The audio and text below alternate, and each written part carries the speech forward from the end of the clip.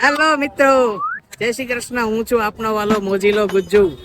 મિત્રો, આજકાલ કોઈ બી તહેવાર કે કોઈ બી ફેસ્ટિવલ હોય તો લોકો હોટલમાં જતા રહે છે, રેસ્ટોરન્ટમાં જતા રહે છે.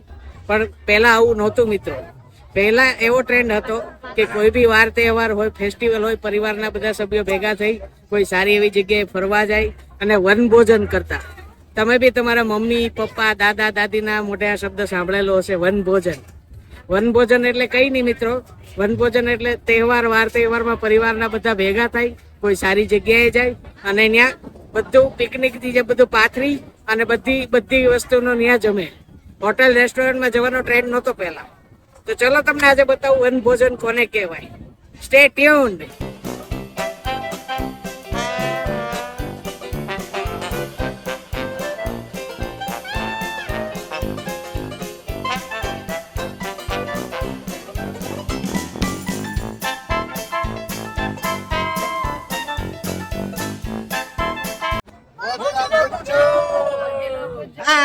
મોજ જો આને વનભોજન કહેવાય મિત્રો.